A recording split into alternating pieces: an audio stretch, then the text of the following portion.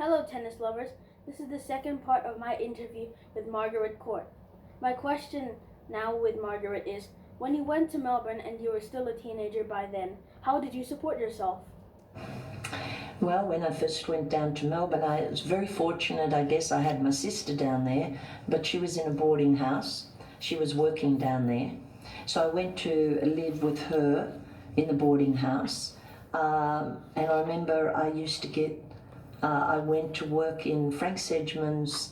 He had a flexi straw factory.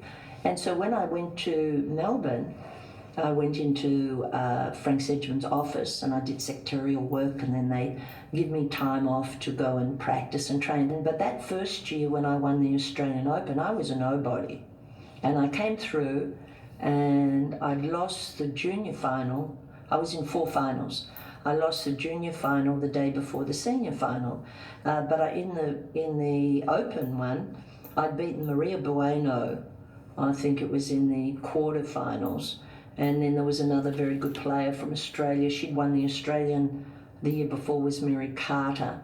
I'd beaten her in the semis. And then here was Jan Lehane, who I'd lost to in the juniors, and then I had to play her in the final of the Open. And so I finished up beating her, and that was the first time I ever beat her, and then I never ever lost to her after that. So I was a hero overnight. I didn't know how to take it. I remember when I first went down to Melbourne and I heard me talking on the radio. I was about 16. I thought, is that me? I mean, I couldn't believe how I spoke. And I hated public speaking.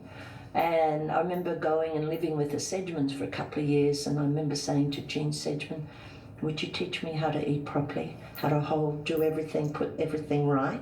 And so I had to learn all these things. I didn't come from a background like that. Thanks for watching. I may be interviewing Pat Rafter if I've got a chance. See ya.